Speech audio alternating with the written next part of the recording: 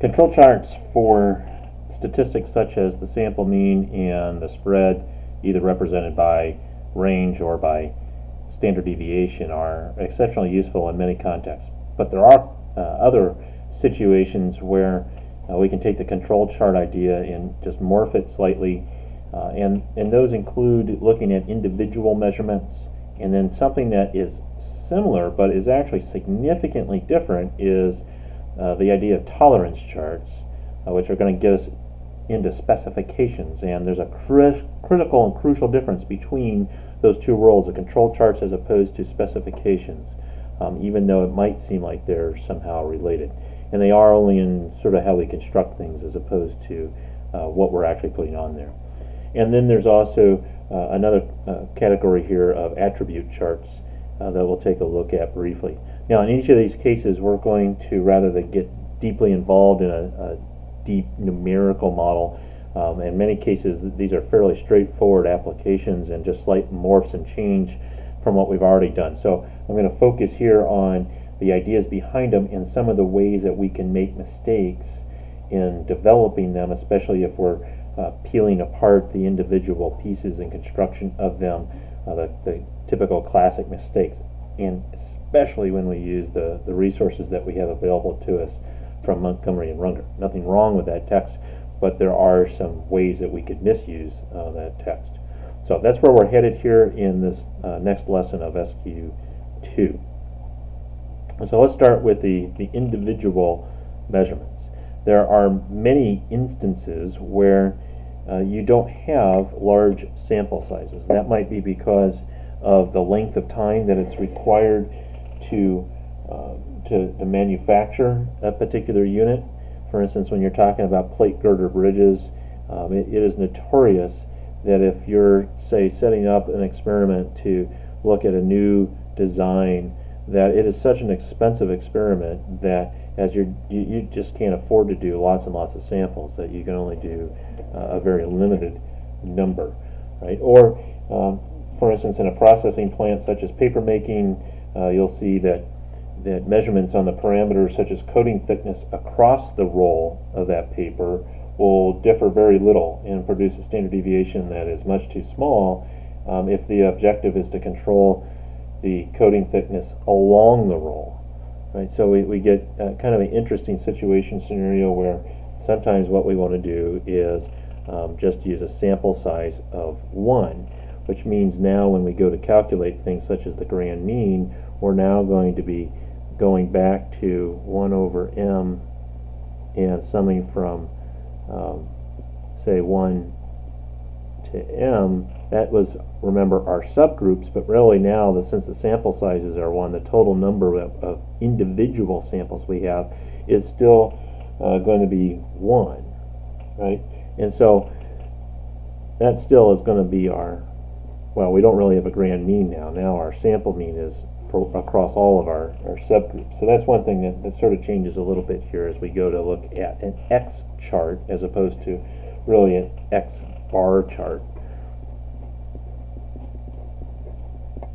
Right now, if we base this upon a range, one way that we approach this here is what we call the moving range. And they show in your text, Montgomery and Runger, one specific approach of the moving range. And I'm going to talk about not only their approach, but also a broader view and one that I'm more familiar with as well. Right, so this moving range for sub I here now is going to be associated with these subgroups, because that's all we have, are one data in each subgroup. But a small difference here is that we're going to look at, you could look at a moving range as being just the difference in the absolute value sense from adjacent points, right? And so across those subgroups, then you're just always constantly looking at only 2 data points and their adjacent data points. And of course you can't start at 1 here. You have to start at I equal to 2 and going up to m.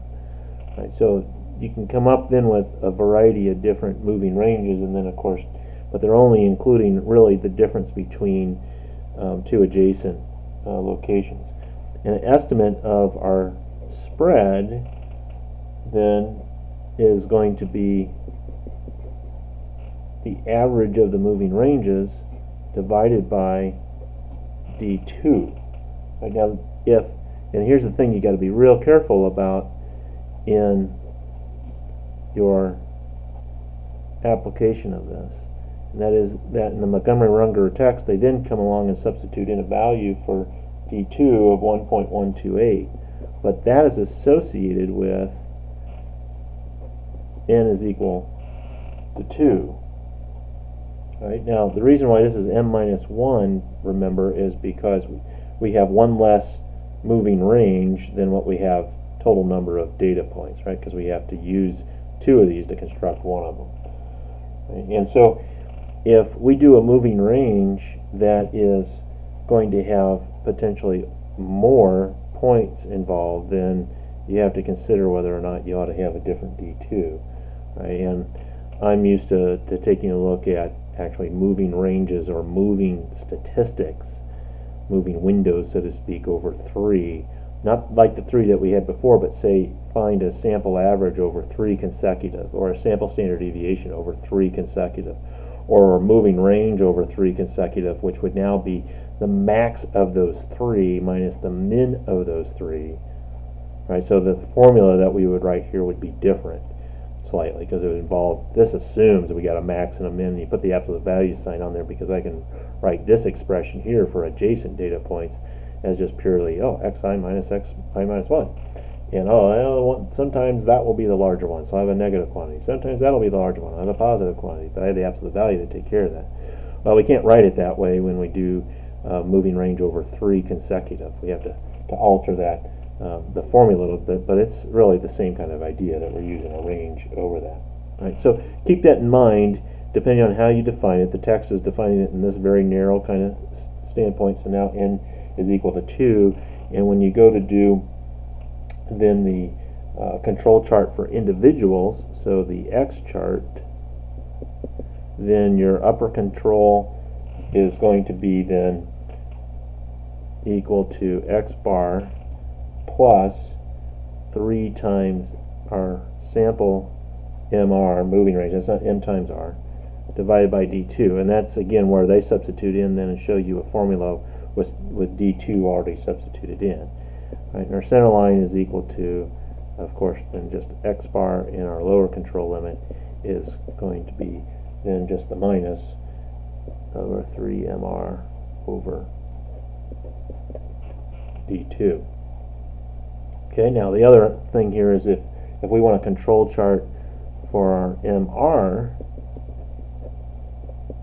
then I've tended to resist doing this in other cases, right? I didn't give you an R chart one, I didn't give you an S chart one. I said if you needed it, go look it up. It's the same kind of style, but here I'm going to, because there is again a little bit of oddity here. We're going to have the D4 value times then the average moving range value, and again they've substituted in for that specific D4 for n equal to 2, and you got to be careful then to, if you've got something different that you're working with, that you have to change that. And then this MR is the average MR is our center line, and the lower control limit will be equal to D3 times MR, and for n equal to 2, D3 would be equal to 0. And again, if you have a different case, you just have to be careful and monitor what you've got going on in this particular case.